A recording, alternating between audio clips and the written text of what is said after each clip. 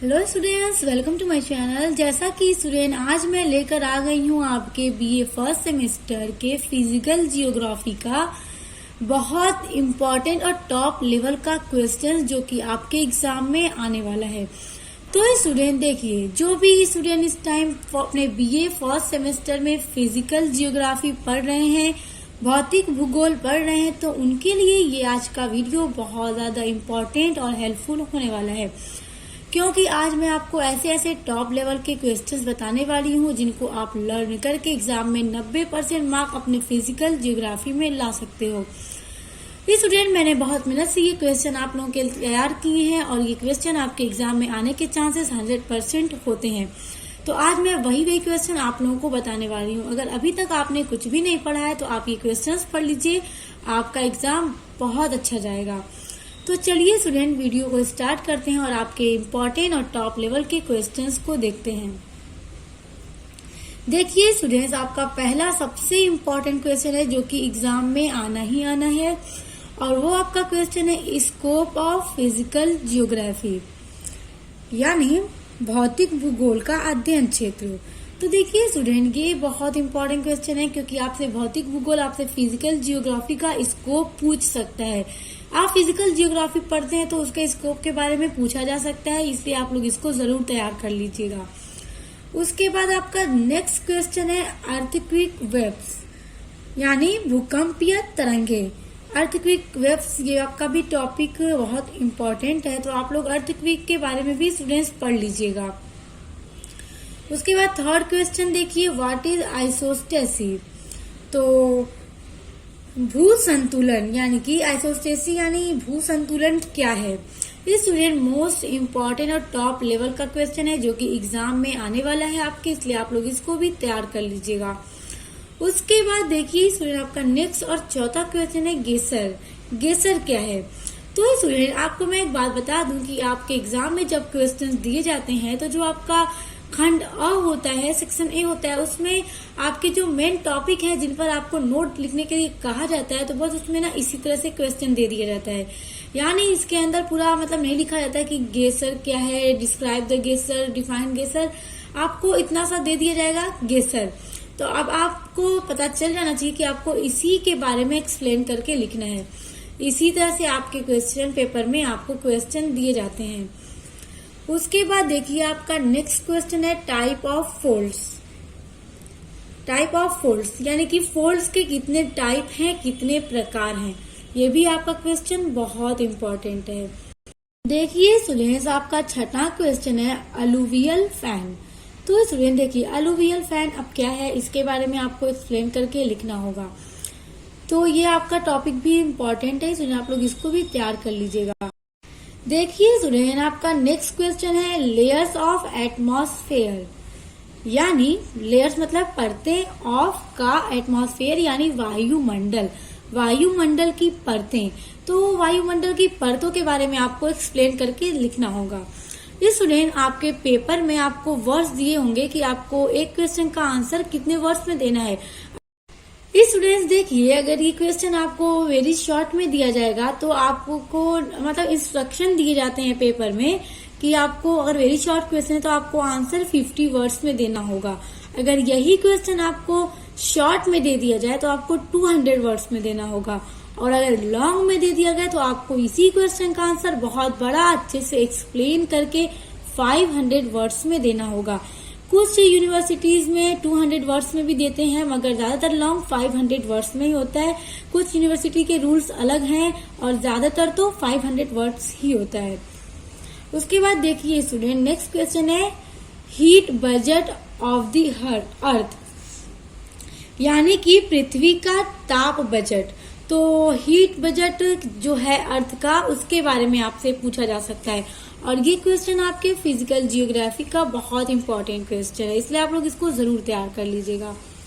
उसके बाद आपका नवा क्वेश्चन है, देखिए टाइप्स ऑफ कोरल रीफ्स।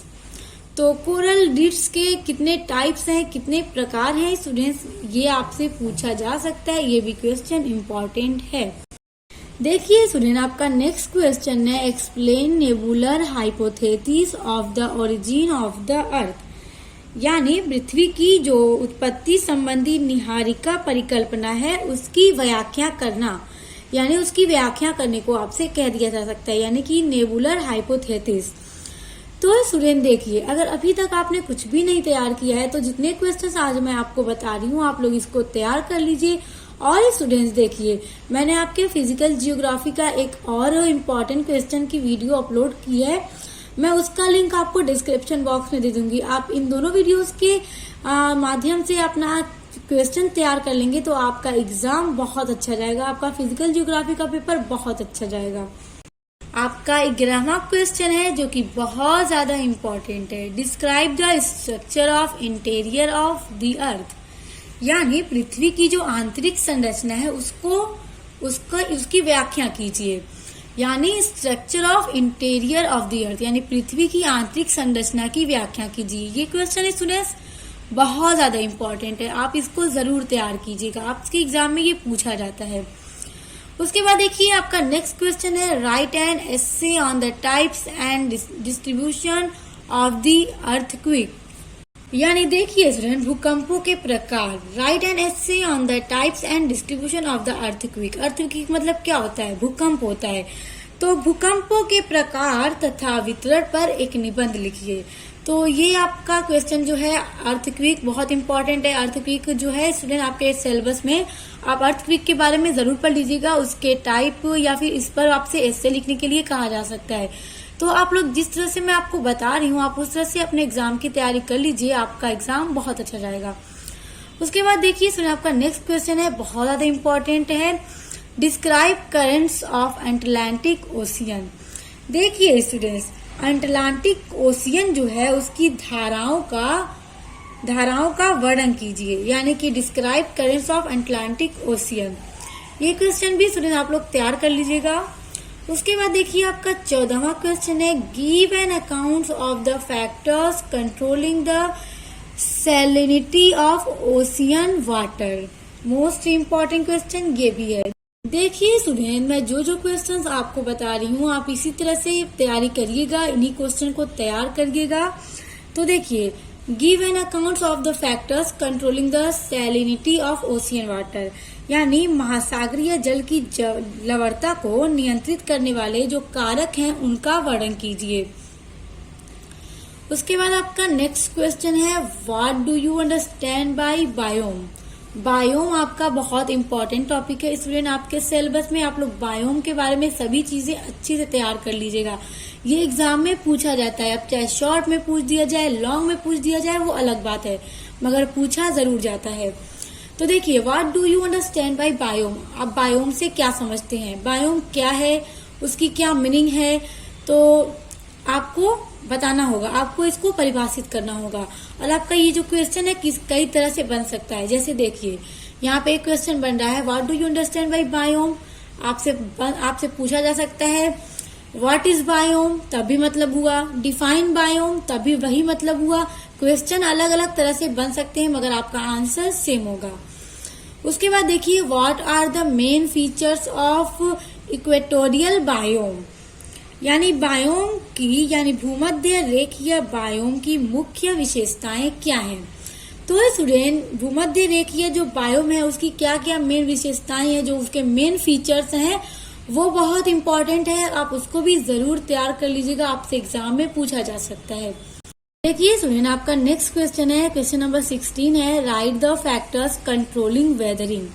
देखिए, अपक्षय को नियंत्रित करने वाले यानी कंट्रोल करने वाले कौन कौन से कारक हैं, जो फैक्टर्स हैं वेदरिंग को कंट्रोल करने के, उसके बारे में आपसे पूछा जा सकता है स्टूडेंट।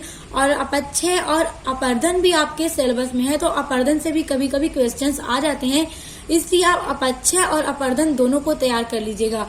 और देखिए स्टूडेंट, समटाइम्स क्वेश्चन बन जाते हैं अपक्षय और अपर्दन में क्या डिफरेंस है, यानी क्या अंतर है, तो आप इन दोनों के बीच का अंतर भी तैयार कर लीजिएगा, ताकि अगर आपसे क्वेश्चन पेपर में पूछ दिया जाए तो आप उसको लिख सकें।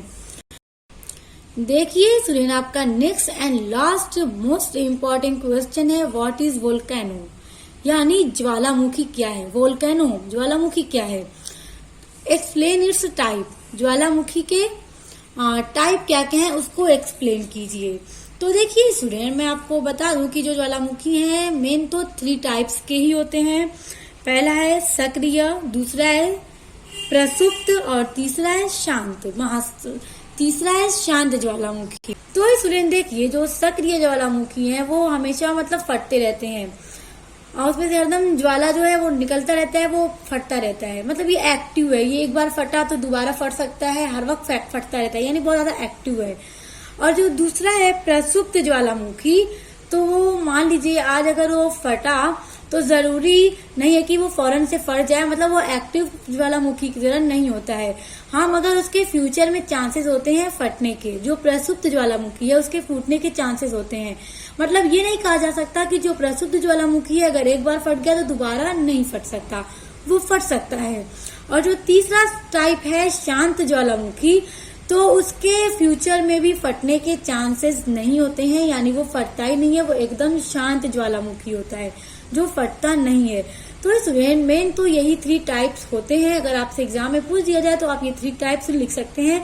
शॉर्ट में पूछेगा तो थोड़ा छोटा लिख दीजिएगा, लॉन्ग में पूछेगा तो थोड़ा लॉन्ग भी तैयार करके जाइएगा, ताकि अगर लॉन्ग में पूछे तो आप इसको थोड़ा बड़ा बड़ा लिख सकें। तो स्टूडेंट आप बस इतने क्वेश्चन तैयार कर लीजिए, आपका एग्जाम में बहुत अच्छा मार्क्स आएगा। आई होप कि वीडियो आपको पसंद आया होगा और हेल्पफुल लगा होगा। वीडियो हेल्पफुल लगा है तो वीडियो को लाइक, कमेंट, शेयर करके चैनल को सब्सक्राइब करके बेल आइकन को प्रेस कर लीजिए। तो आप मिलते हैं नेक्स्ट वीडियो के साथ।